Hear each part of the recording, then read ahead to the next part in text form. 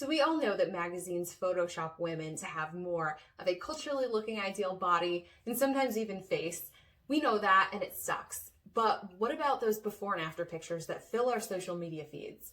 They may seem innocent at first, but are they just as damaging as seeing and comparing ourselves to Photoshopped images? I just started working with a client who has a before and after photo from a few years ago hanging up still amongst many other before and after photos at the gym that she goes to.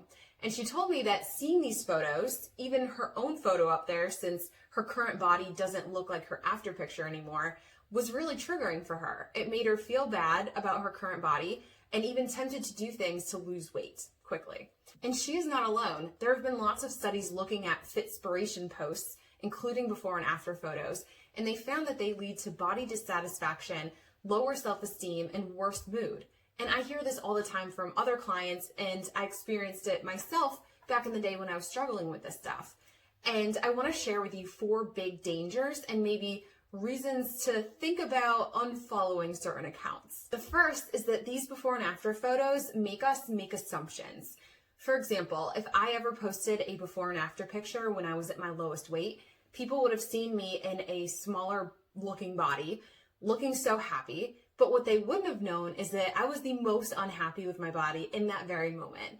I was more self-conscious than ever. I had the lowest self-esteem and non-existent confidence. So as much as we want to believe that before photos always represent depression, lack of self-control, while after photos represent perfect self-control and happiness and endless confidence, these are myths, extremely common money-making, hope-generating myths from diet culture. Number 2, building on that, these images encourage and are rooted in comparison, often ending in feelings of disappointment.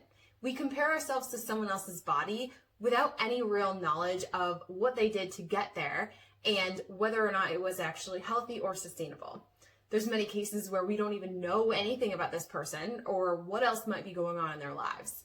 So while some people may have lost weight as a side effect of truly health-promoting behaviors, others are very likely suffering from disordered eating or overexercise, and it's being glorified in these images. We compare, we feel like we don't measure up to it, and then we feel disappointed.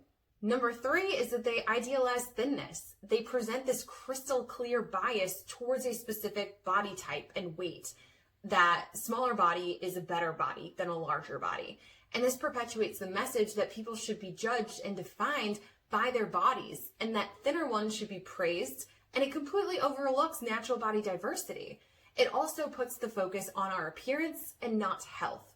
But being thin does not mean being healthy.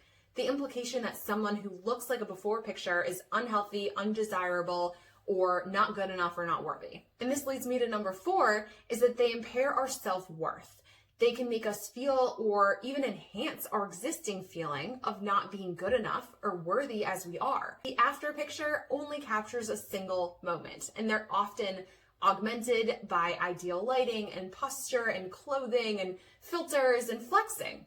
Health looks different on everybody. We are not all meant to have the same exact looking body. But the truth is, no matter what your body looks like on the outside, it is enough. It is worthy of happiness, love, acceptance, and everything you're looking for right now. Believing that it's not commonly leads to massive struggles and an unhealthy relationship with food and even exercise. So if getting healthy is your goal, remember that health and weight loss do not necessarily go hand in hand, so work on separating the two and focus on health promoting behaviors rather than your appearance or the number on the scale. Come up with some non-scale measures of success instead, and celebrate the amazing body you do have regardless of what it looks like on the outside. And think about how you can treat it with care and appreciation right now. That is the best chance you have at reaching and maintaining whatever the healthiest weight for your unique body is anyway. I'm also happy to report that that client that I mentioned in the beginning decided to ask the gym to remove her before and after picture from the wall. And as her coach, and even just as someone who struggled with this in the past also, I just feel so proud of her for doing that and for taking a step towards ending this damaging trend. If this is something that you struggle with as well, constant comparison, feeling down and unhappy about your body, I would love to support you with this as well. Shoot me a PM and we'll set up a free consultation call.